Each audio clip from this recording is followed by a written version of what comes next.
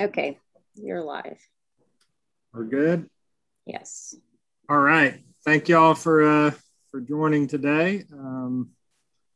Hope all are well.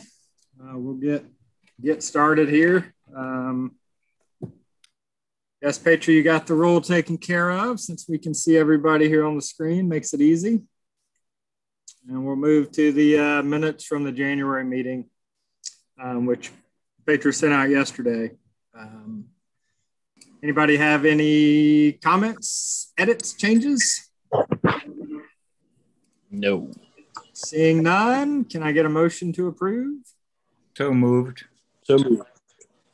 We got Scott.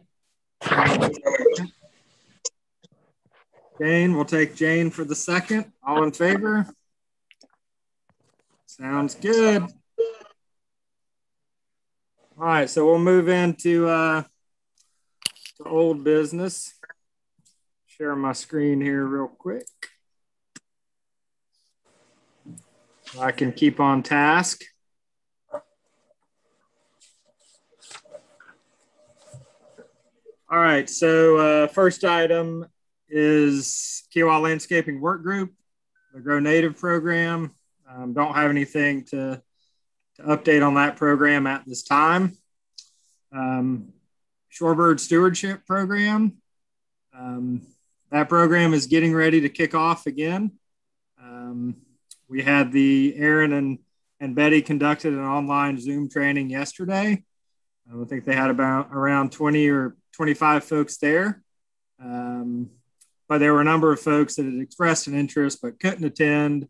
And so there is a video of that training available for folks who still want to volunteer but couldn't make the online training. And you can get that link if you just email Aaron or Betty. And then the program, we're planning to kick that off this month. We've got quite a good number of red knots on the beach right now. So that'll be their focus here in March and April.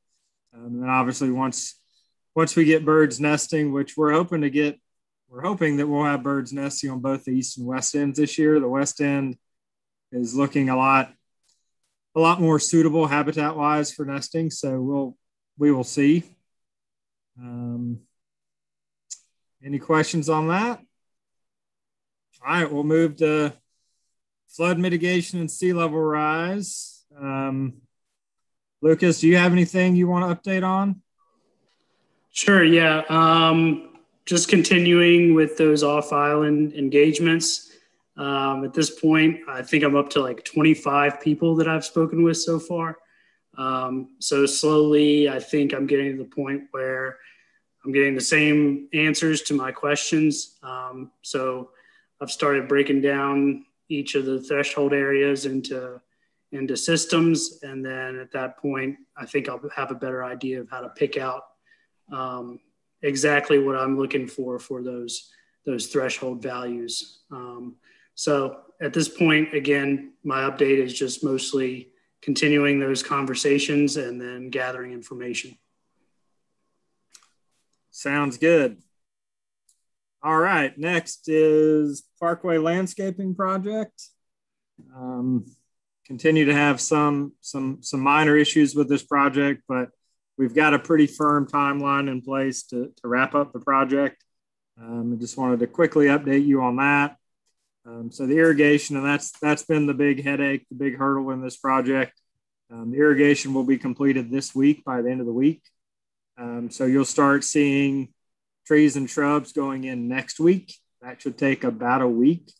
And then after that, you'll start to see the grasses and the perennials, the herbaceous plants going in. We should have most of the plants in the ground by March 31st. Full project completed by middle of April. So those 2 weeks in April will mostly be mulch and a little bit of sod, tying up the drip irrigation, that sort of thing. So looking to have everything in the ground mid-April. That'll give us 4 to 5 weeks before the tournament. Should give everything time to, all the perennials to kind of flush out and look good. And so we're looking forward to getting that project completed. Any questions on that? Jim, do you have a list of all of the different plants that you're putting into the project? We do, yeah. It's in the it's in the landscape drawings for the project. But it's nothing that's on the website yet, or on the town's website? There wouldn't be a complete list of Okay. the plants being used, but I can tell you it's between 90 and 95% native. There's a handful of non-natives in there. There are a lot of perennials in the plantings, but I can probably pull you the last page of those construction drawings where it's got plants and quantities listed, if you're interested. But I'm very interested. Yeah, if you could send that to me, I appreciate it. Sure. Yeah, no problem. And so we now move on to rodenticides and wildlife. So we've tested 10 additional animals since our January meeting. And I'm going to pull up a spreadsheet here in just a sec and kind of run through those details. We've also got, I think, another probably 14 that have been sent to the lab that we're waiting on, in addition to these, to the 10 that we've gotten results back from. So we're going to have a lot more data here in the next month or so. We talked in our January meeting about the Department of Natural Resources coming back to sample raccoons, possums, and rodents. That did not happen. I never heard anything from them, and they have obviously, here we are in March. And they don't have any plans to come back at this point. So it looks like that's the second round of that is not going to happen, which is one reason why, we've been stepping up our sampling while we were bobcat trapping. I'm also grateful to the resort. They've given us quite a few rats over the last couple of weeks. And so that's helped us out. And I'm sure all their entities, other places on the island appreciate them doing that. So the last thing is the Clemson PhD research project that we've kind of been talking about for a number of months. So a quick update on that. At this point, we've gotten funding promised to complete at least the minimum proposal. So if you recall, we had a set of objectives, and then we kind of had a full-scale version that was going to cost close to $1 million, kind of the medium version, which was going to be around $600,000, and then the minimum proposal was in the neighborhood of $450,000. So funding has at least been secured for that one. So for that reason, we've moved forward and selected a graduate student, and so we're hoping to have that graduate student on board in May. So they can get started on the project. Still working on funding for the full scale project, and it looks likely that that's going to happen, but we don't have firm commitments at this point. Where's the funding coming from that you did get? So about 200 is coming from DPR. The Department of Pesticide Regulation, Clemson University, and I forget what it is, basically providing funding for the assistantship. And I don't know exactly where they pulled those funds, but they are taking care of that cost. There's also, and I don't know exactly the breakdown of the additional funding, other than there is funding coming from the pest control industry, as well as the South Carolina Pest Control Association. They've also asked the town to participate in funding, which they've asked us to commit to $50,000 a year for the next 4 years. And this would be, trying to get to the full proposal. If we were to kick in at that level, it would make that a lot more likely. So at this point, that is in the budget for discussion this year here within the town. So we will see how that goes, but it's looking promising to get the full scale project done. And I think, as I've mentioned before, it's it's a pretty extensive project, a lot of work, a lot of data, and going to provide some really good information. Assuming we can get it moving forward. Is the proposal available to review?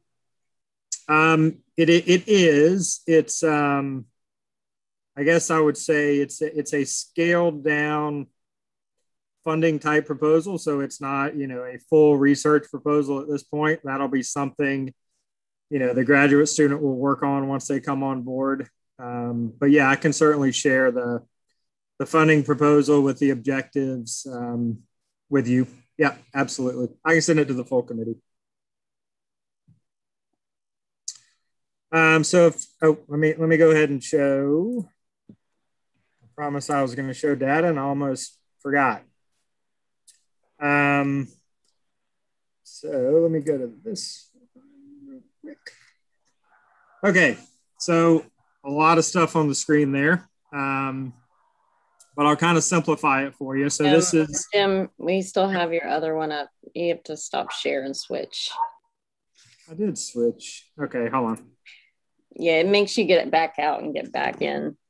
Got it. Okay. Let's try this. Now you can see a lot of data on the screen? Yes. Yes. Okay, good. All right. So these are all of the liver samples that we have run for anticoagulants since we first discovered this problem. So the very first sample up here is August 1st. That's the female bobcat that we initially found dead, that kind of opened our eyes to this problem. And then obviously, since that time, we've tested every bobcat we've picked up. We've tested every raccoon and possum we've picked up, as well as birds of prey. And also included in this are the samples that DNR collected, which were in November here. So the ones from DNR 1 through 10 here. So those are the ones they collected in November. So what, at least for me, and I assume everyone, kind of the take home here is, okay, with our bobcats, obviously we had high levels with a lot of different anticoagulants. And those levels, remain pretty high up until probably late summer of 2020. Everything we tested had multiple anticoagulants, fairly high levels, at least of some of them. And so I guess the only caveat to that is that up until that point, all the animals that we were testing were either found dead or were sick or dying. So we were, kind of cherry picking, I guess, animals that were, likely had an issue. And so once you get into November, when DNR starts sampling, those are animals that were just freely captured using traps, as well as the ones below that are ones that Aaron and I have captured, during bobcat trapping and taken samples from. So, as you can kind of see here, levels appear to start to drop off. Certainly some of these, compounds like bromadiolone, like we haven't seen that since August of last year. Actually, that's not true because we had a few right here in December. But in 2021, we haven't seen anything except vertifacum show up in these animals. But I guess the alarming thing, for me is that, it looks like we, at least in sampled animals, we started to see a pretty good decrease in exposure levels. And now here in the last few months, we're seeing some pretty high levels again. Granted, it's dropped to apparently only one active ingredient. But I think it's a little concerning that, obviously if we had succeeded in eliminating these things from Kiowa, levels would slowly drop over time. And after about a year, they would disappear entirely. So the fact that we're seeing elevated levels here in January and early February is a little bit concerning. Like I said, we still have a lot of data out here. So all these blank ones at the bottom are samples that have been collected and sent off. So it'll be really interesting to see, what we get back from those animals. Jim, I have a quick How do we interpret the fact that the other pesticides have dropped out and you're moving down to just one? Yeah, it's a good question. I don't know the answer. One potential answer is that you can buy any of these anticoagulants online. Obviously, the second gen ones you've got to buy. It's between 8 and 16 pounds of the product to get it, and it's supposed to only be sold to licensed pest control companies, but anyone can go on these do your own pest control websites and buy it. Rodenticides is the one that I have found that you can buy locally. So you can walk into Tractor Supply and buy a product containing Rodenticides. It's labeled for agricultural use, but you can go buy it off the shelf today. So I don't know if that active ingredient is just more available, and if to the public, and if that's the case, then potentially the issue may be less with pest control companies and potentially more with property managers or rental managers or folks that are managing properties on the island that may still be using this product and haven't made a switch. But I mean, those are all hypotheses. I mean, we don't really know why that's the only one showing up now. Would pest control companies typically use several of them simultaneously, or does each one just go one at a time? That's a good question. My guess would be that most pest control companies, prior to this, issue coming up, probably had, one go-to bait that they used, that they bought in bulk, and all their guys used it. So probably, yeah. So it could also mean that you've still got one pest control company out there that's utilizing this product, and a lot of them have stopped, and so that's why you're only seeing one active ingredient show up now. Have you looked to see if there's a geographic clustering of these things that we can pinpoint, whether it's this particular part of the island? Yeah, let me go back to that. And so, I haven't graphically mapped it out, but if you just real quick look at some of these high levels or higher levels that we've seen, you've got a 191 here at Oyster Rake, 134 at Parkside, and 812 at Parkside, a 268 near the sanctuary, and our highest level of Rodenticides yet, or very close to it, at the old. Well, I should change this location, but it's basically the intersection of Flyway and Osprey Beach. So just in looking at those, right, you've got the front of the island, kind of the middle third, as well as kind of the center part of the island. We've picked up less of this the further east you go, but we haven't sampled as many animals out that way. So obviously, once we get all the samples that are outstanding, we'll have a pretty good spread of animals across the island, and hopefully can pick up on any trends like that. Obviously it'd be great. Obviously if you got to have high levels, if they were all clustered in one location, then you could, obviously more easily figure out potentially the source. But because they seem to be scattered geographically, it leads one to believe that it's still fairly widespread use, at least of Rodenticides on the island.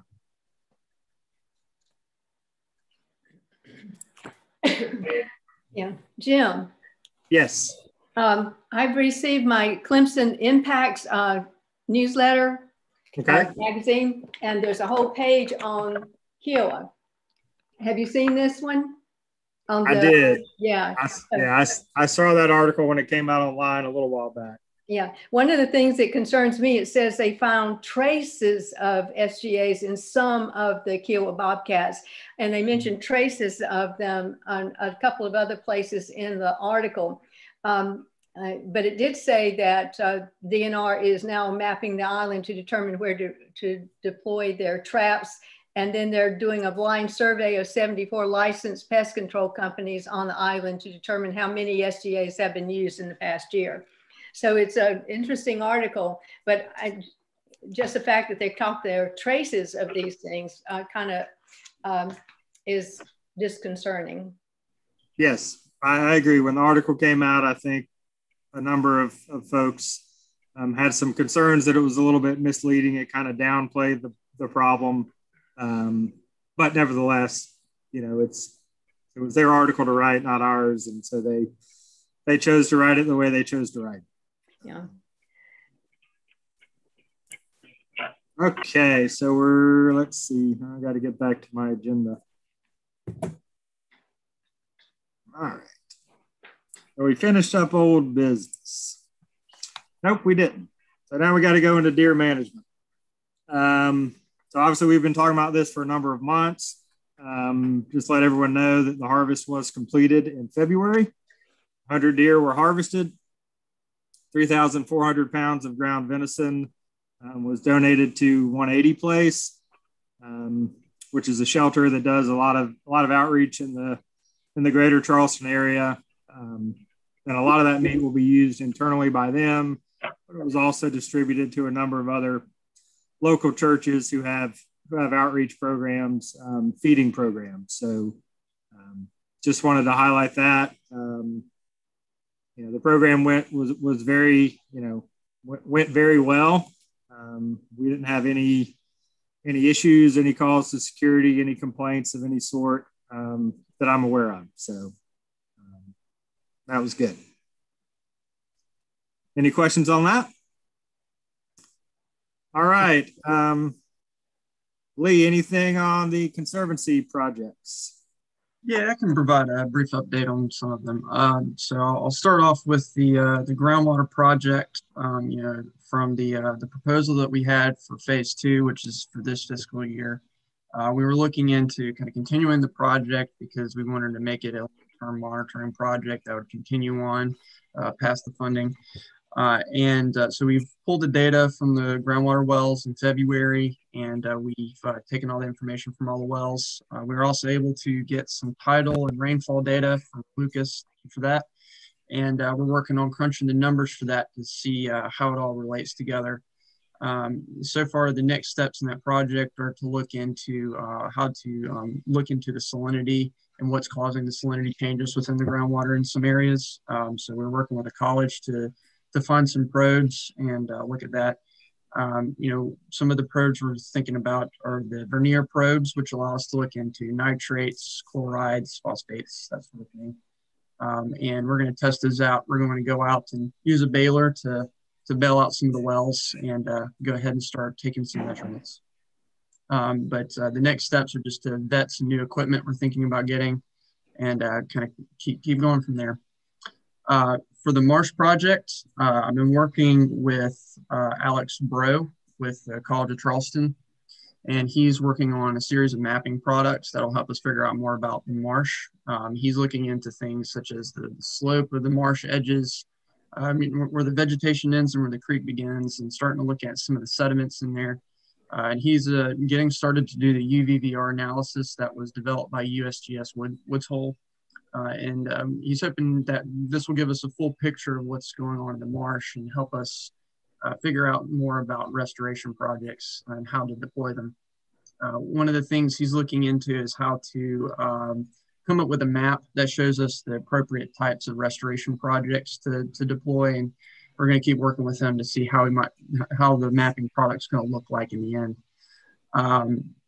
One thing that came up within some of these discussions is, you know, potentially to consider how sediment moves within the marsh, and we're looking at ways we can monitor that and look into it.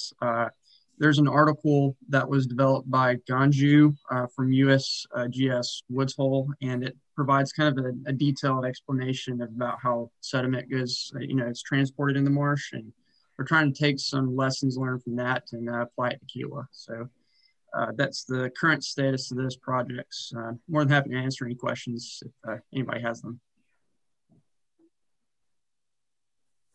So Lee, just real quick. So the funding for the phase 2 projects, I guess, it was delayed a little bit, obviously, because of the, kind of the changes in the budget. And so, when we get to new business, which is next here, we're going to talk about funding for the 21-22 fiscal year.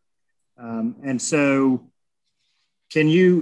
so the funding that the town provided for phase 2, how long does that take you through? And then obviously we'll get into other ideas or potential funding for the next fiscal year starting July 1. So I guess for now, just the phase 2 funding, how far does that take you in this calendar year? That's a very good question. And it depends on what types of equipment we need to get, but I believe we've had it set up to where we would at least have it through until August.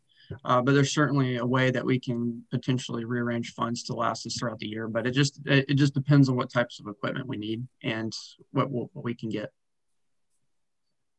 Okay. Well, let's go ahead and move on to new business, which is to discuss funding of environmental projects for the upcoming fiscal year, which would be July 1 of 2021 through June 30 of 2022. So the kind of the two pools of money, if you will, that we're mainly going to talk about. One is what's called our environmental programs budget, which many years ago used to be called the Environmental Committee budget, but it's basically a budget to support non-conservancy projects. There's a separate line item for conservancy projects. And so that projects that in the past have been funded under that would include the Dolphin Stewardship Program. The Shorebird Stewardship Program falls under that as well. The Bluebird Box Program. And then typically, in a number of years, there have been some other projects as well. So I wanted to spend a little bit of time today kind of talking about those two different line items. And so obviously one of them, the Conservancy will take that one next. But first, let's talk about, what's called the environmental programs budget. And right now there's $20,000 in that line item. At this point, we can still make adjustments to the budget. And right now there's funding earmarked in there for the Dolphin Stewardship Program, Shorebird Stewardship, and Bluebird Box. So we've got about $10,000 that we don't have earmarked for a project at this point. So I wanted to see if there were any ideas, thoughts on potential projects or potential areas of interest that we should try to focus on. Don't all talk at once.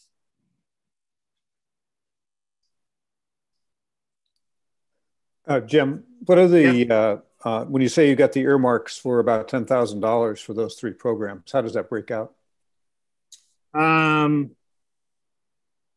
Well, it's effectively 8 for Stewart. Well, it's 8, 1, and 1. So Dolphin Stewardship is around 8 or 9. And then about 1,000 each for Shorebird and Bluebird. Okay. Thanks. At this point. All right, if no one has any ideas, I'm just going to have to figure it out myself, I guess, huh? So, Jim, I have a question. Is Turtle Patrol separate from this? It is separate. Yes, sir. Okay. So they've got their own line item, which I think has between $6,000 and $7,000 in it.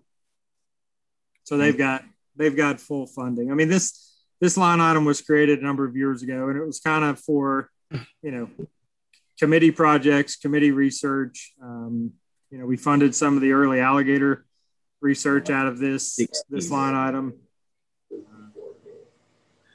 Well, Jim, what do you see as most pressing questions that we need to try to answer right now.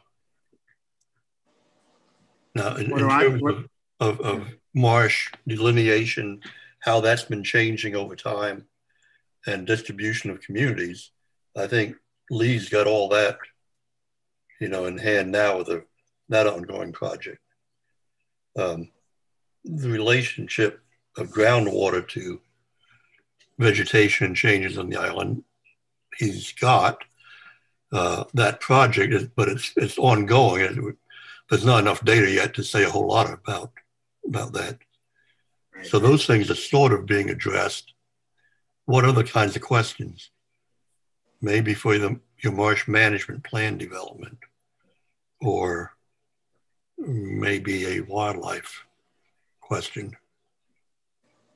Yeah, and I guess on the marsh management, we do have, I did budget for, I think I've got about $30,000 to potentially hire a consultant to basically kind of get us through the, or get that marsh management plan created, obviously working with data that Lee and the college have generated, and pulling all of that together into a very useful document that kind of mirrors the beach management plan for the marsh. So we should have that funding as well, which is just in a different line item. So, obviously, those are all critical things. Obviously, the Bobcat issue is a critical thing. And again, hopefully we've got, that, $1 million research project coming online. And so I guess, continue to think about it. Likely we'll have this $10,000 available. If we decide to use it or have a project that comes up, or we develop a project, or we see that another project needs a little bit more money to keep it going, we have the potential to utilize this money for that. Jack has raised questions in the past about water quality. Maybe in the ponds, maybe in the outfalls. That might be something to look at in relation to the marsh work that Lee's doing. Is there anything that might be generating marsh changes around the outfall? All the wash off of road surfaces going out, but also fertilizer. Now, 10,000 is not going to go very far in something like that, but maybe something could be preliminary work, a preliminary study or something like that. You could map out and take a few samples here and there at key times and see if it's generating any hypotheses. Yeah, Matt, you got any thoughts on that? Yeah, Lee and I. Yeah. All right, I'm on or unmuted, I guess. That was something that Lee and Lucas and I talked about, I don't know, a week or two ago. I think it's definitely something to look at. Most of our major pond outfalls, even though most of our ponds are brackish, salty water, it's still fresher water as far as salinity goes than what would naturally be in our creek system. So if you're over time if you're over time kind of outfalling pond water that is fresher into a system that, originally wouldn't have had that freshwater input, it's going to change things. One thing that I thought over location was like the Inlet Cove area. And we tried many times, even before I was on board out here on Kiowa, to do the SCORE program with DNR, putting the oyster reef, bags of oyster shells for oysters to cling on to. And thinking about it, it's a small tidal inlet near the ocean. Super saline water should have plenty of oysters in it. And there are some naturally occurring oysters, but ultimately not really a lot, not as many as you would think. And I have to believe, in my mind, it's because you have a constant kind of outflowing of water from the beach walker system. it's going to be a little bit fresher, and it's also just a constant push of water out. So it may be difficult for a spat to migrate up into that creek to even take hold, because there's more than likely a constant flow going out. So I don't know. I think it's something to look at, though. Would it be reasonable to put a sonde in there that would do continuous readings of some parameters to look at just how much change is occurring during tidal cycles? As far as like a salinity change during tidal cycles? Yeah, it could be salinity change or you know, temperature, pH, some of the things that are fairly easy to measure, along maybe with somebody that's taking some spot or some samples for like nitrogen, phosphorus readings based on the tidal cycle of water coming in, water coming out through there, just to get some idea of the dynamics. Yeah, I think that would be interesting. I mean, you could easily get little data loggers, as you're probably well aware of, and we could, you know, right there at the outfall, so closest to the Beachwalker Pond there, and, you know, have one maybe out at the mouth coming off of the Kiowa River. And you could certainly test that or look at it and compare what they're showing. It would be interesting.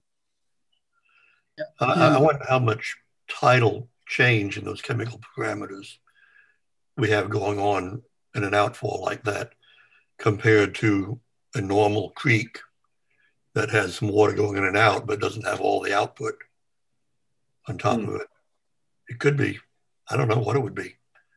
I know. I don't either. That would be very interesting to find out. Yeah, you know, the top of my mind is, you know, you can get those YSI probes where you can attach like 4 different probes to it and just lay it in the bottom of the creek bed and just allow it to just continually collect data as it goes. And, you know, things like, you know, conductivity, dissolved oxygen, temperature, even level, you could probably put all in there and get all that information all together. So that'd be pretty cool to see if we can get that. Same time, you could throw a few sediment plates out there and see if you get any indication of what's happening with the sediment, moving it back and forth there. I mean, that's not a great method, but, you know, for somebody that would generate ideas, you could do that. Yeah, I think getting those in situ measurements for sediment is going to be pretty helpful for trying to figure out how sediment's going to build up in the marsh. I think one of the issues with some of the oyster beds that we've heard is that sediment will kind of bury some of the oyster beds and cause them not to kind of grow out. So trying to figure out how sediment's transported and trying to get a good grip on that would be helpful too. Yeah. Yeah, my impression was that the SCORE project had trouble with sediment there in Inlet Cove. Their bags of shells picked up lots of sediment. But it could well be more than that too. Yeah, that's a good idea. So let's kind of segue that into, you know, conservancy funding for the next fiscal year, because, you know, obviously conceivably a project like this could be rolled into some of that as well, depending on, you know, what projects the conservancy has, you know, for the coming fiscal year. And so, you know, I think, Lee, as you said before, the funding that you receive this fiscal year is effectively for this fiscal year, right? You think you'll spend it by June 30 or July or August, right? So, so now we need to talk about what, you know, where we go next. You know, obviously, you know, in the last few years, the Conservancy has had, you know, a line item in the town budget. It's ranged from 77 for a number of years. This past year, it started at 49 and ended up at 49. And this year, I think we're, you know, at least this point, what's in the budget now is 50,000. So, and that could change, or, you know, very well may change. So, I guess, you know, I'm sure you've given it some thought, but obviously, you know, projects for the coming fiscal year, you know, what do you have in mind? What are you thinking? Yeah, that's a very good question. And I think we may have to have more conversations about it. And Jane may be able to speak on this more than I can. But with our upcoming ecological health initiative, we're trying to look at how do we go about assessing the ecological health of Kiowa, and how do we create an assessment system for this? And I think so far we're kind of getting in the beginning stages of it, trying to get information in, and trying to kind of look at what type of assessment we need to go, look at going forward. For the groundwater and the marsh projects, we saw that as the most important for the town, and also for, what we needed to look into for ecological health. But I think we're still kind of exploring options and kind of looking into it. But is that about right, Jane? Yes, we're starting with our new strategic plan, trying to implement that, and looking at ecological health initiatives for the committee. And that's something that we need to talk about. We have a meeting coming up in 2 weeks. Well, I guess it's the 25th. And so we can be talking about that, but also talking with people in the Conservancy about possible projects. But I can think of some myself, but I'd rather talk with the people in the Conservancy and flesh out some of these ideas that I have in my head and that Lee has before we bring them forth. So we can let you know within the next month what we're thinking about. But I think we need to go through the committee first. That's all right. Yeah. Yeah, that's fine. And obviously, we're at the beginning of our budgeting process. The budget won't be finalized until June. Most of the discussions around the budget will take place in April and May. Okay. So obviously, if you can have something to us by April, that would be great. It's also, potentially it could go a little bit longer than that. But obviously, at least having a general idea of the focus of whatever projects might be upcoming would be helpful in making sure that funding stays in the budget. Yeah, so we will. Don't worry. We'll be, yeah. We've got some ideas. We just need, I don't want to say anything out loud right now because I really need to talk to Donna and Rich and people on the executive board and then discuss it with Lee and Lucas. I think is going to be important, and other people that can help us with that. Yeah, we will definitely have it back. Okay. Lucas, you were doing some time series correlations of the groundwater salinity and the tides over just like the last eight months. Not really long enough, but I mean, it's a good beginning. Is that coming along? So I had sent off just a small data set. I think it was only a month's worth of data to Andrew Tweel at DNR. And it just wasn't enough to prove a correlation. There was a lot more correlation between the rainfall as a driver for salinity and water level, actually, because we looked at the height of the water table as it related to the time high tide hit. But I did just send Lee about 8 months worth of tidal data. So I think that, it could be worthwhile to send that to Andrew. I'm sure he'd be happy to look at it. He was more than willing before. And he had the program on his computer to run it. And they use a Palmetto filter to smooth the tidal cycle so you can pick out some of those correlations a little bit better. So that could be something to do as well.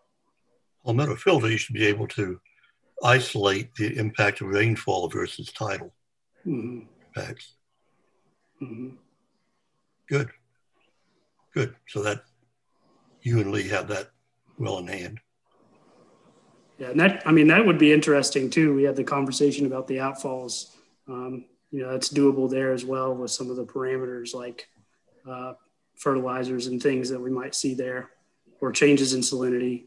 And then also on Bass Creek, that's the biggest outfall on the island, the Cinder Creek one, the Canvasback one. And there is a tide gauge on Bass Creek as well. So we could get a very accurate picture of outflows.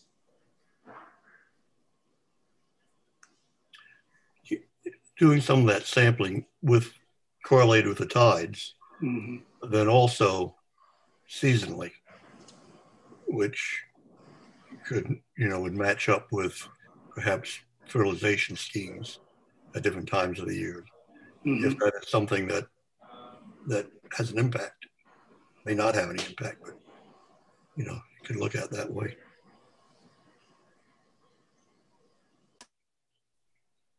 I don't think we're in trouble helping Jim spend his $10,000. Oh, we can definitely help him spend the money.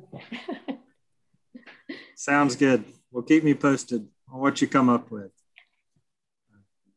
All right. Well, I guess we can move on from the funding discussion now, and we'll move into reports from entities and groups, and I'll start with my report. Let's see here. All right, so my report, obviously the last 2 months have been focused on bobcats and deer. So in my report, I'm pretty much just going to focus on the Bobcat GPS work, and just give you a quick update on the cats that we had collared last year, which we had collars on 5 last year. We all know that 3 died. So we had 2 that survived the year. One of those we caught in October. She's obviously still has her collar, so she's one of our current cats now. And then Bobcat 500, which was again a 2020 cat. We captured her in 2021. And I'll run through here real quick the cats we've caught this year, but we trapped for 4 weeks. We caught 5 unique bobcats. We put collars on all 5. We were able to take blood samples from 3 out of the 5. The 3 that we did get samples from, they tested negative for anticoagulants, which is good. And so here are the cats that we caught this year. Again, we trapped for 4 weeks, trapped in the latter part of January, early February, and then trapped again in late February into early March. Surprisingly, we caught all our cats the first week. We caught 5 cats in the first 4 days, and then didn't catch another bobcat for the next 3 weeks. So obviously we just probably got really lucky in timing our trapping, and we had some really good peak movement of bobcats at that time. So the first cat we caught was Bobcat 200. It's a 2-year-old male. He weighed 19 pounds, 15 ounces. Caught him near the Ocean Course Clubhouse on the 27th of January. This cat's got a little bit of a backstory. He was originally pit tagged as a kitten in April of 2019 in the preserve. He was the offspring of 2020 Bobcat 600. She's the bobcat that died in June during labor, along with her 4 kittens. And so, again, this cat was born in April of 2019. His litter mate, which was a female, she was killed by a car in August of this past year. The second bobcat we caught was a juvenile male, 16.5 pounds in the preserve on January 28th. The first time we've caught this cat. So it's good to see a first time capture. It's also good to see a juvenile bobcat captured. We haven't caught a juvenile in we didn't catch any last year. So, there was at least 1 successful den this past year. So that's good. Our third bobcat was a female, a little over 13 pounds. We caught an Indigo Park. This was a new bobcat to us again as well, one we had never captured. The next one was another female, Bobcat 300, almost 14 pounds. We caught her on Flyway Drive. First time we've caught her as well. Bobcat 550, 15 pounds, 10 ounces, was caught on Little Bear Island on the 29th. She was collared last year as Bobcat 500. So that's the one I mentioned from last year that survived the year. And so she got her old collar taken off and a new one put on. And then, yes, briefly mentioned that Bobcat 200 really liked our traps because we caught him 3 times the first week. And then obviously didn't catch any Bobcats after that. So that's where we ended up this year. I'm glad we have, so we've got 6 Bobcats now with collars, 4 females, 2 males. As we all know, last year we saw a mortality rate of 60% in our collared cats. The year before it was 75%. So it'll be really interesting to see how these 6 cats do over the next year. They're all still alive at this point, which is good. And I will real quick just show you. Do you have any sense of the average lifespan of a cat here in Kiowa? It's good question. The one that we caught in October was a cat that we'd originally caught in like 2000, what was it, 7 or 8? Anyway, she was 12, 13 years old, which is incredibly old for a Bobcat. But more typical is probably, historically out here, if you take away the anticoagulant, related mortality, most of our mortality was vehicle collisions. So our cats were likely surviving quite a bit longer back then. We had cats that were, 4, 5, 6, 7, 8 years old. So I'd say, probably 5, 6, 7 years old would be typical, which is still longer than a longer lifespan than you'd see on Johns Island or anywhere else. It's probably more like 2 to 4 years for a Bobcat out there. So, but I just real briefly show you a little bit of data for the last month. Except I got to log back in. 1 second. So also really, really glad that, we've got cats that are pretty well spaced across the island. So this is our 2-year-old male. Obviously he's, traveling almost the entire island. We caught him way out here at Little Bear, but he spent time at Captain Sam's Spit as well. But seems to spend most of his time on the eastern end of the island. Bobcat 250 is the juvenile. Fairly typical home range with juveniles. They tend to roam quite a bit. And so it's likely neither one of these males appears to have a very defined home range. So potentially that means there are other, males out on the landscape, occupying territories. It could also mean that, they just, it's also the breeding season. You do see a little bit of aberrant movement this time of the year. So it'll be interesting to see kind of what these males do as the year goes on. Our females, this is Bobcat 300 that we caught down on Flyway. Obviously, she spent most of her time down there. 450, this is the cat from last fall that was caught on Captain Sam's. Obviously, she spends almost all of her time out on the spit. So it's a pretty important area out there for her. And then our final 2 females. So this is a cat we caught. I forget this one. But out east and, spends most of her time out in that general vicinity. And then the final is our female from Indigo Park. And this is a really good one. Obviously, she lives in a pretty developed part of the island. So it's good to see a female in this area, and be interesting to see, how she does as the year goes on. Any questions on any of that? Yeah, I think Lee has told me this before. Just a quick question though, and what's like the healthy population of Bobcats for the island?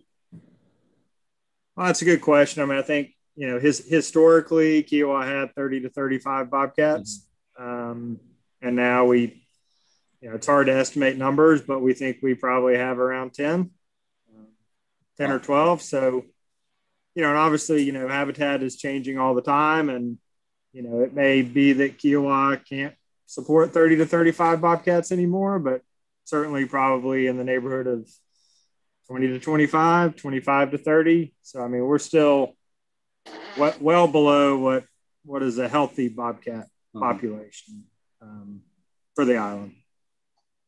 Jim, just out of curiosity, why is it that you only took blood sample out of 3 out of the 5 that you caught? Short answer, our on-call vet was ill and she couldn't come. So good old COVID.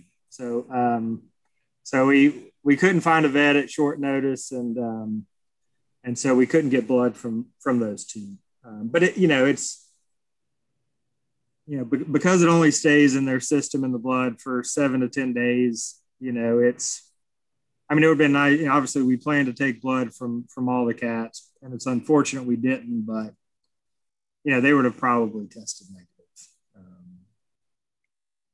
We've only had one cat test positive from blood since we've been collecting blood samples. All right, so we'll move on to report from KICA Lakes, Mr. Matt. Yep.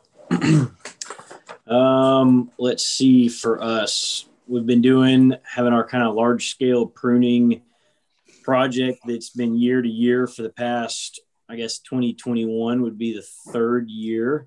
And it's just trying to, I think I've discussed it before, but get back some of this massively overgrown vegetation on the pond edges, letting more sunlight get into the ponds. Hopefully, with that, you get a little bit more wind action as you decrease the vegetation around the edges of the pond, and it creates just a healthier habitat, better water quality, things like that. That's been going on Flyway Drive the past couple of weeks and wrapped up yesterday. And I'll be taking a break from doing any more of that until probably, the fall, September, after we get the tournament and other busy season things out of the way. Other than that, we've been getting ready to stock fish. We've been spraying some algal blooms that we have. And part of that is the water temperature is still too cold for our tilapia to be effective. They're just not feeding yet. Their metabolisms are still slowed down for colder water. And that's kind of how the algae gets out of control this time of year, because we really spray less as it warms up, which is kind of funny. People that don't have large tilapia populations to help out do the opposite. So it's kind of nice that we have that here.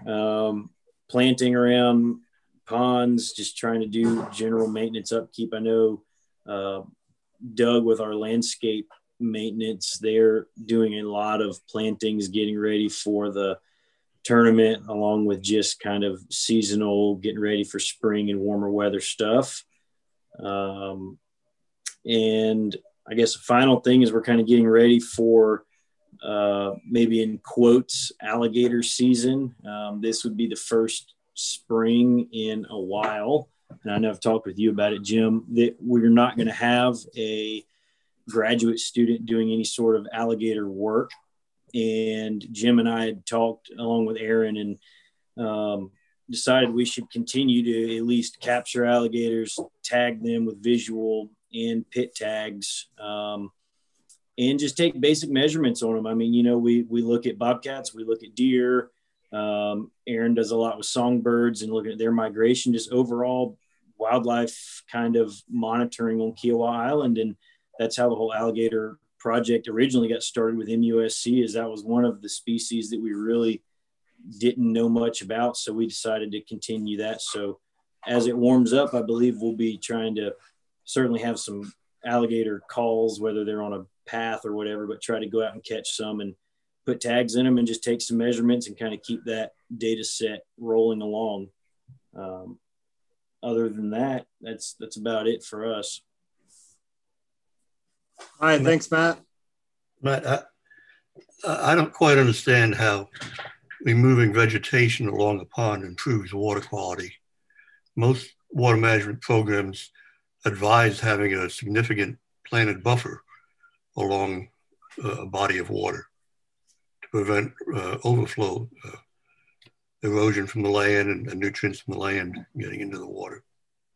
Yeah, so I can answer that for you, John. It's you're correct. They do advise having a nice lush buffer, but it's more of early successional growth. So grasses, forbs, that kind of dense vegetation. A 20 to 30-year-old growth wax myrtle that is just a huge stump with the plant growing out of it, but there's nothing underneath of it. It does very little, if anything, for erosion control or nutrient runoff trapping, slowing down runoff waters. So what I'm doing is removing that large, and it's probably 95% wax myrtles, but that large woody stemmed growth and cutting it back and getting it removed. And then I'm going back and planting grasses along the edges to reestablish a more healthy buffer that'll help with erosion control as well as, kind of nutrient runoff.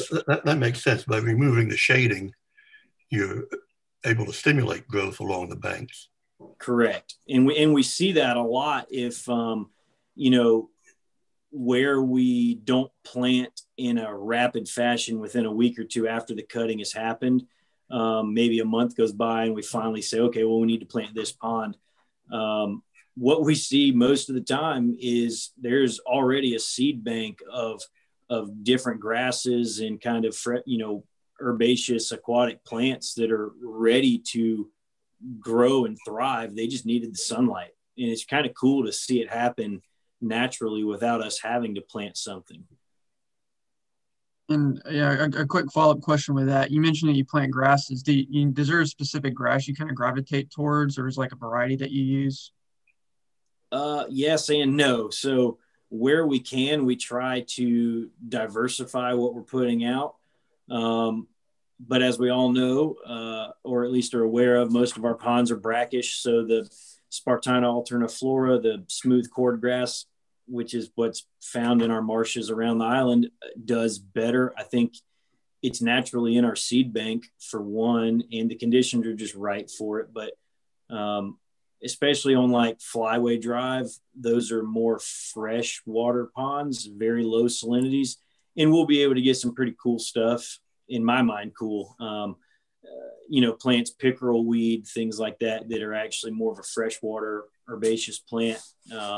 And that'll be cool because they kind of do different things. They'll pull a lot of like nitrates out of the water and things like that. So where we can, to answer your question, we try to plant diverse grasses and things, or just diverse plant life. But we've also tried that in places and it's just backfired. The only thing that takes is, that Spartina grass. Do you see the algal blooms at this time of year correlating with the pollen season? I've noticed algal blooms, but they, to me, signify the beginning of pollen season. A lot of pollen going onto the lakes.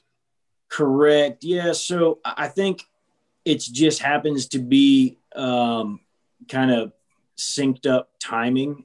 I don't think that one is causing the other.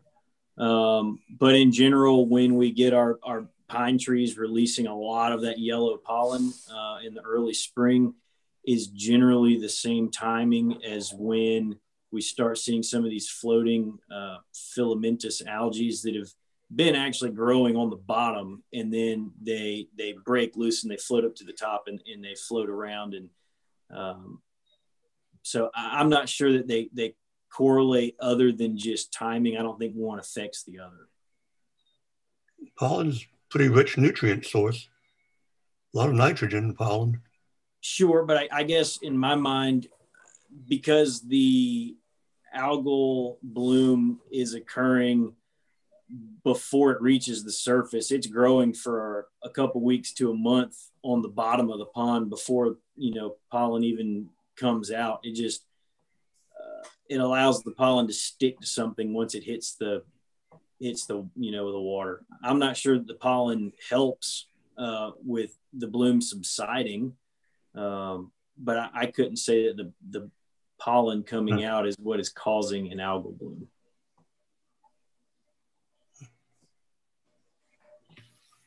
All right, thanks, Matt. Liz, resort. So just to step back real quick to your question about funding thoughts, I'm sitting here with Kristen Lococo, and you had brought up a number of times the fact that car collisions are a huge mortality rate for our mortality cause for the bobcats. She had questioned whether or not there was any thought put into animal crossing signs or making people aware, specifically around the area between Cacique and Freshfield, where cars are traveling a little bit quicker. And we know we've had 2 bobcats die there in the past couple of years. If there's any thoughts to putting up some sort of educational sign, and it has to be more than just a deer crossing sign, because I think people are habituated to those, but something to let people know that there's a tremendous amount of wildlife that's crossing the roads in those areas. So just throwing that out there as an idea to think about. As far as what the resort's doing, our major push right now has just been updating the Nature Center. Kristen and her naturalists have been doing a couple of different displays here, including an educational piece on sea turtles, and then on alligators and the alligator research. So there's a lot of new displays here in the Nature Center, so we're ready for all of the guests that are about to arrive. Sounds good. ARB, we don't have Sarah here today. Conservancy, anything else? Jane or Lee or anyone? Lee, do you want to introduce Collie? Yes, so we have been going through a new strategic planning process, and then that means that we're going to bring on new staff. And one of our new land preservation specialists is Mr. Collie Farah.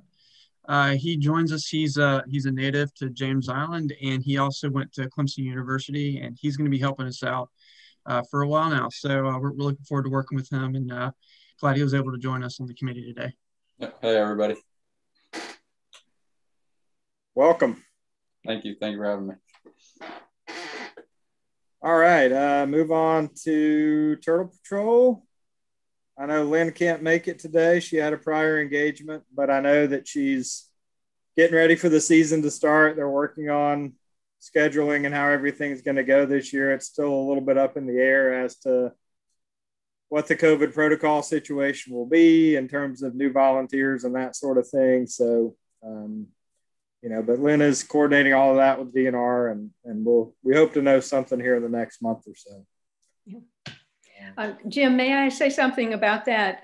As most of you know, Jim Poindexter passed away of COVID early this year, and we are trying to raise money for him in his honor at the aquarium, and we're hoping to get one of those turtle signs in honor of him. So if anyone feels like they would like to donate to the aquarium and just put in memorial for Jim Poindexter, we certainly would appreciate it.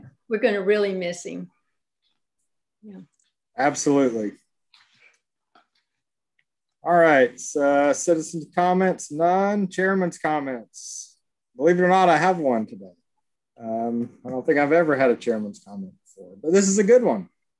So I just got a text about a new bill that was just introduced in the South Carolina Senate.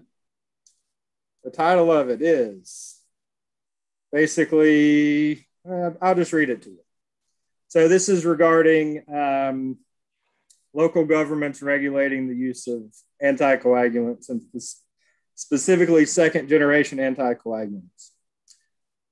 And it reads, so when we first tried to do this, the state law that prohibits us basically said, local ordinance pertaining to the subject matter assigned by law to the commission, whether or not in conflict or void. So that meant anything to do with pesticides could not be regulated by a local government.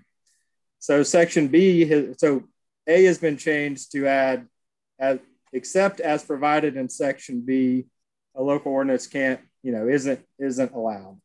And B now reads, a unit of local government may adopt an ordinance restricting within its jurisdiction the use of any pesticide product that contains one or more of the following active ingredients: rotofacum, bromadiolone, diphenacum, and diphenthine. So effectively, this bill would allow us to regulate second generation anticoagulants. Wow. So it was introduced today in the Senate by Senator Clemson, referred to the Agriculture and Natural Resources Committee. So thought folks might be interested in hearing about that. Obviously, it's been introduced, and it'll be an incredibly hard fought uphill battle to see this legislation passed, but it is out there. And so obviously, if you think it's good legislation, you should probably let your senator and representative know about that. All right, that's all I have. Committee member comments? Anybody have anything? All right, a motion to adjourn. So move. Second. Second.